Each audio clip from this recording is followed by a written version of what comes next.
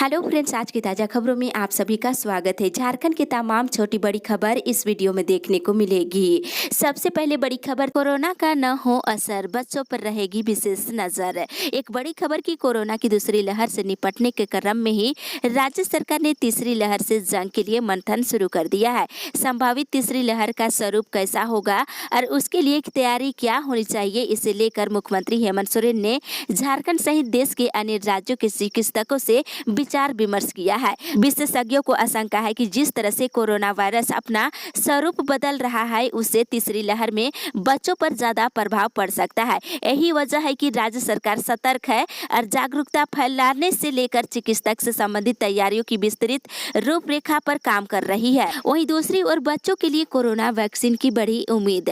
America की company Novavax की vaccine सितंबर में भारत में लॉन्च हो सकती है। इसे भारत में serum institute of India Covax के नाम से बनाएगा। जुलाई से बच्चों पर इसका क्लिनिक ट्रायल शुरू करने की योजना है। मिली जानकारी के अनुसार अमेरिकी बायोटेक्नोलॉजी कंपनी नोवावैक्स ने अपनी कोरोना वैक्सीन के निर्माण के लिए सीरम से समझौता किया है। अब उम्मीद बढ़ गई है कि अगले कुछ महीनों में बच्चों के लिए भी कोरोना की वैक्सीन उपलब्ध हो जाएगी। इसी के साथ ही अगली बड़ी खबर, सीबीएसई का रिजल्ट 31 जुलाई तक होगा जारी। एक बड़ी खबर की सीबीएसई ने गुरुवार को घोषणा किया है कि कक्षा 10वीं और 12वीं का रिजल्ट क्रमशः 20 जुलाई से लेकर 31 जुलाई तक घोषित कर दिए जाएंगे। इससे पहले सुप्रीम कोर्ट ने केंद्र सरकार से सीबीएसई 12वीं के छात्रों के मूल्यांकन का फॉर्मूला पेश करने को कहा है और केंद्र ने बताया है कि मूल्यांकन के लिए 10वीं, 11वीं, 12वीं कक्षा के रिजल्ट के आधार पर क्रमशः 30, 30 और 40 का फॉर्मूला अपनाया जाएगा। इसी के आधार पर रिजल्ट जारी किया जाएगा।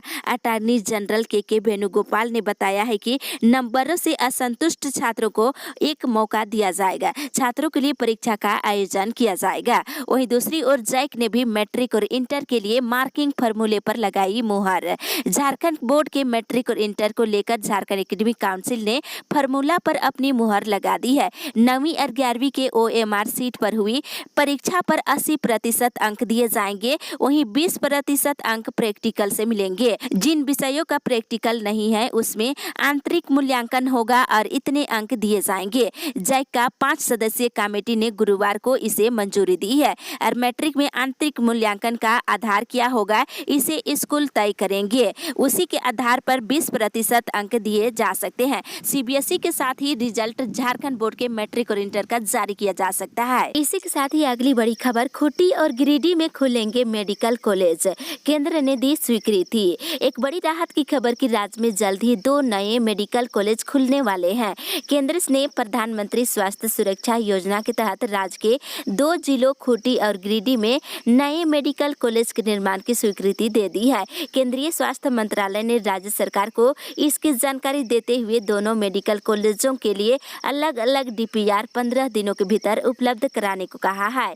वहीं दूसरी ओर शिक्षा विभाग के कार्यालयों में 50% उपस्थिति लागू करने का निर्देश है। स्कूली शिक्षा और साक्षरता विभाग ने गृह, कारा, आपदा प्रबंधन विभाग के द्वारा 16 जून को जारी उस आदेश का अनुपालन करने का निर्देश दिए हैं जिसके तहत सरकारी कार्यालयों में 50% उपस्थिति लागू करने की स्वीकृति दी गई है। विभाग के संयुक्त सचिव ने सभी क्षेत्रीय शिक्षा उपनिदेशकों और जिला शिक्षा पदाधिकारियों के साथ ही जिला शिक्षा अधीक्षकों को पत्र लिखकर इसे लागू करने को कहा है। इसमें शिक्षा विभाग के कार्यालयों में शाम के 4 बजे तक के लिए 50% कर्मियों की उपस्थिति के अलावा सभी शैक्षणिक संस्थानों को बंद रखने और बच्चों को ऑनलाइन शिक्षा देने और परीक्षाएं स्थगित रखने के आदेश शामिल है। इसी के साथ ही अगली बड़ी खबर, मौसम विभाग से राज्य में लगातार हो रही बारिश। मानसून प्रवेश करते ही झारखंड में लगातार बारिश हो रही है, इससे नदियां उफान पर है। गुरुवार को राज्य के देवघर, कोडरमा, चतरा, रांची में जमकर बारिश हुई है। देवघर और कोडरमा में भारी बारिश से कई इलाके जलमग्न हो गए हैं। वहीं निचले इलाकों में पानी भरने से लोगों का जीवन अस्त व्यस्त हो गया है। वहीं गिरिडीह में अवैध तरीके से बालू लोड करने के दौरान अचानक आई बाढ़ में 2 ट्रैक्टर नदी में ही बह गया है। वहीं भारी बारिश के कारण पलामू में 8 करोड़ रुपए का पुल धंस गया है। वहीं मौसम विभाग से मिली जानकारी के अनुसार आज भी राज्य के कई जिलों में हल्के से लेकर मध्यम दर्जे की बारिश हो सकती है। इसी के साथ ही अगली बड़ी खबर, झारखंड कोरोना अपडेट्स। झारखंड में लगातार कोरोना मरीजों की संख्या में गिरावट देखी जा रही है। पिछले 24 घंटे के दौरान 146 कोरोना कोरोना के नए मरीज मिले हैं, जिसमें बोकारो से 9, चतरा से 6, देवघर 7, धनबाद से 19, पूर्वी सिंहभूम से 14, गढ़वा से 4, गिरिडीह से 7, गोड्डा से 11, गुमला से 4, हजारीबाग से 9, जामताड़ा से 6, खुट्टी से 2, कोडरमा से 6, लातेहार से 2, लोहरदगा से 1, पलामू से 6, रामगढ़ से 6, रांची से 11, साहेबगंज से 1, सरायकेला से 1, सिमडेगा से 5 और पश्चिमी सिंहभूम जिले से कोरोना के 9 नए मरीज मिले हैं। वहीं पिछले 24 घंटे के दौरान 443 मरीज स्वस्थ हुए हैं, जिसमें बोकारो से 10, चतरा से 5, देवघर से 5, धनबाद से 25, दुमका से 5, पूर्वी सिंहभूम से 35, गढ़वा से 29, गिरिडीह से 8, गोड्डा से 4, गुमला से 18, हजारीबाग से 26, जामताड़ा से 2, खुट्टी से 14, कोडरमा से 12, लातेहार से 8, लोहरदगा से 1, पलामू से 12, रामगढ़ से 15, रांची से 189, साहेबगंज से 6, सरायकेला से 4, सिमडेगा से 3 और पश्चिमी सिंहभूम जिले से 7 मरीज स्वस्थ हुए हैं। वहीं राज्य में भी एक्टिव केस की संख्या लगातार घट रही है।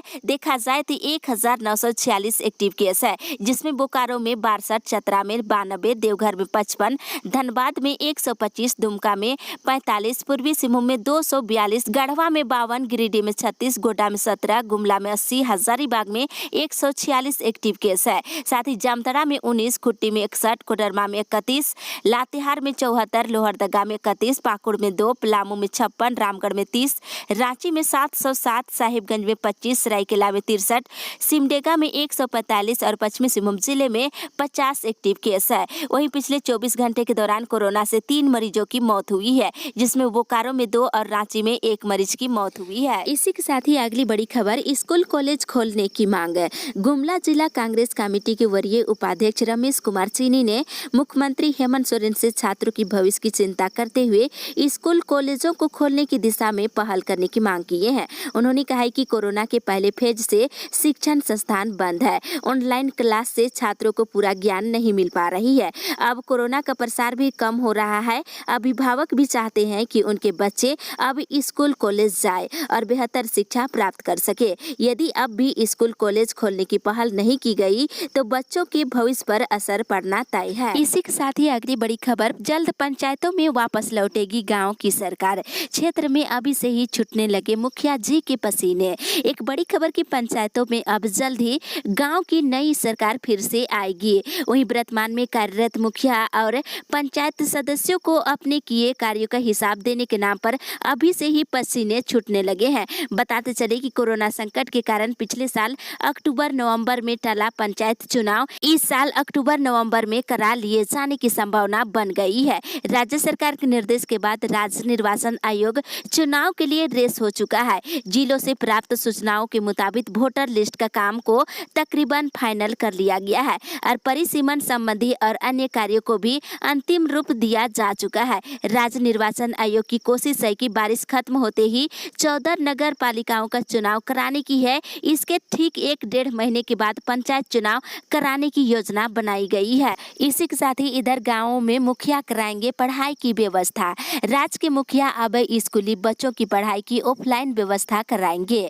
स्कूली शिक्षा और साक्षरता विभाग ने मुखिया के साथ साथ स्कूलों के शिक्षकों, विद्यालय प्रबंधन समिति के सदस्य और अभिभावकों को इसकी जिम्मेदारी दी है। जिन छात्र छात्राओं को व्हाट्सएप के जरिए डिजिटल कंटेंट नहीं मिल पा रहा है या फिर जो ऑनलाइन शिक्षा नहीं ले पा रहे हैं, उनके लिए ऑफलाइन शिक्षा की व्यवस्था कराएंगे। शिक्षा विभाग के सचिव ने सभी जिलों को इसके लिए निर्देश दे दिया है। इसी के साथ ही अगली बड़ी खबर, सरकार की उदासीनता ने बढ़ाई जेपीएससी अभ्यर्थियों की परेशानी। 21 वर्ष के बाद भी आयोग का रवैया जस की तस। एक बड़ी खबर की सत्ता में आने के बाद मुख्यमंत्री हेमंत सोरेन ने कैलेंडर बनाकर जेपीएससी के जरिए हर वर्ष अधिकारियों की नियुक्ति करने की बात कही थी। मुख्यमंत्री की इस घोषणा से राज्य के लाखों प्रतियोगी छात्रों में उम्मीद की किरणें जगी थी कि अब उन्हें सरकारी नौकरी पाने का अवसर मिलेगा, समय पर विज्ञापन आएंगे और नियुक्ति प्रक्रिया में तेजी आएगी। लेकिन ऐसा कुछ नहीं हुआ। एक तरफ इसके पीछे कोरोना बड़ी वजह बनी,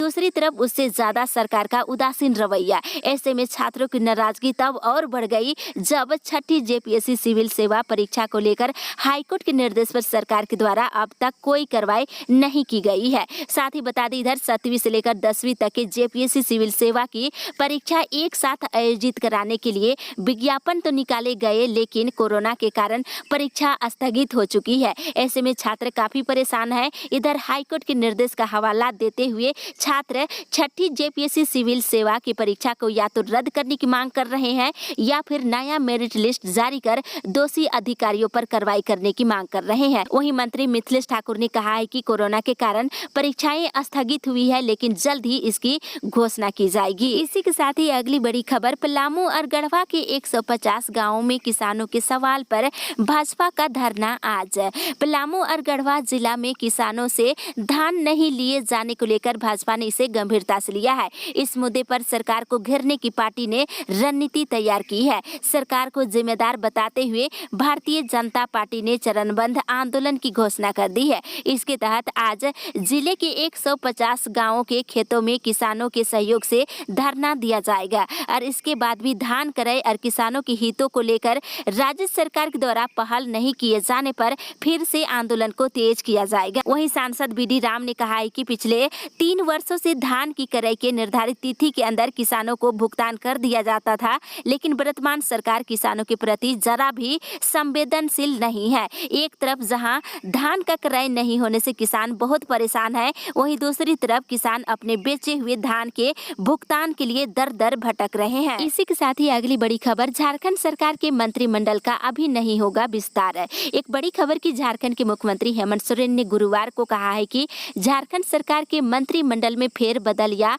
विस्तार अभी नहीं किया जाएगा। एक मंत्री पद झारखंड सरकार में खाली है, वहीं मंत्री पद कांग्रेस या झारखंड मुक्ति मोर्चा के कोटे में आएगा। इस पर अभी कोई निर्णय नहीं हुआ है। अभी पूरा ध्यान झारखंड का विकास करने में लगा रहे हैं। मुख्यमंत्री हेमंत सोरेन ने कहा है कि झारखंड को जो फंड केंद्र सरकार से मिलना चाहिए था वह रुका हुआ है, लेकिन उम्मीद है कि जल्द ही मिल जाएगा। इस मुद्दे पर केंद्र सरकार से बातचीत चल रही है। वहीं दूसरी ओर पंचायत चुनाव की तैयारियों को लेकर 21 को बैठक। ग्रामीण विकास मंत्री आलमगीर आलम ने पंचायत चुनाव को लेकर गतिविधियां तेज होने की जानकारी दी है। चुनाव नहीं होने के कारण पंचायतों का कार्यकाल बढ़ाने की कवायदा के बीच ही केंद्र सरकार को पंचायतों के चुनाव को लेकर अब तक की हुई तैयारियों की जानकारी भी दी जाएगी। राज्य सरकार अब शीघ्र ही पंचायतों के परिसीमन और इससे संबंधित आरक्षण के नियमों और मतदान केंद्रों की संख्या को लेकर अपना आकलन रिपोर्ट भेजेगी। 21 जून को इससे संबंधित बैठक में कुछ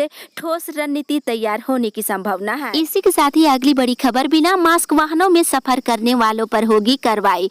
राज्य सरकार ने स्वास्थ्य सुरक्षा सप्ताह की अवधि को 24 जून तक बढ़ा दी है। इस दौरान मॉल और डिपार्टमेंटल स्टोर खोलने की छूट दी गई है, लेकिन परिवहन सेवा पर सख्ती जारी रहेगी। राज्य के अंदर और बाहरी बसों के परिचालन पर पिछले 16 मई से ही रोक है। 24 जून की सुबह तक बसों के परिचालन पूरी तरह से बंद रहेगा, यानी कि बस नहीं चलेगी। बस नहीं चलने से लोगों के आने जाने में काफी परेशानी हो रही है और सरकार के मनाही के बावजूद चोरी छिपे बस चलाने वालों के खिलाफ प्राथमिकी दर्ज कराने का निर्देश आरटीओ और डीटीओ को दिया गया है। वहीं बिना मास्क और फेस कवर के बिना किसी भी सरकारी कार्यालय, railway station, airport, taxi stand, auto stand और अन्य सार्वजनिक स्थानों पर आने जाने पर पूरी तरह से रोक लगा दी गई है और कार, बाइक और टैक्सी, ऑटो और रिक्शा पर बिना मास्क के पकड़े जाने पर कार्रवाई की जाएगी। झारखंड में गुरुवार सुबह से ही अनलॉक 3 शुरू हो गया है। राज्य में मॉल और डिपार्टमेंटल स्टोर भी खुल गए हैं। वहीं दूसरी ओर राज्य सरकार किसानों की कर्ज माफी को लेकर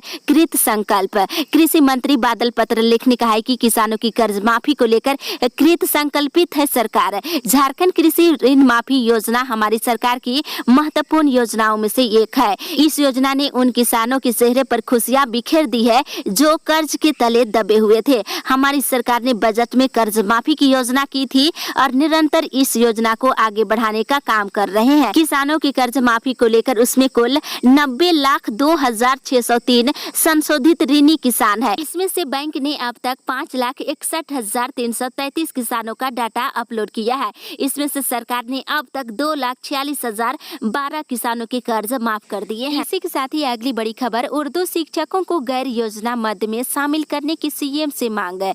झारखंड राज्य उर्दू शिक्षक संघ की प्रदेश इकाई ने मुख्यमंत्री हेमंत सोरेन और वित्त मंत्री और संसदीय कार्य मंत्री को ज्ञापन सौंप कर योजना मद में नियुक्त शिक्षकों को गैर योजना मद में शामिल करने की मांग की है। संघ के केंद्रीय महासचिव अमीन अहमद ने बताया है कि सत्र 2014-15 और उसके बाद नियुक्त उर्दू शिक्षकों को योजना मद में गलत तरीके से शामिल कर दिया गया है। वहीं दूसरी ओर गाँव गांव-गांव में वैक्सीन को लेकर जागरूकता जारी है।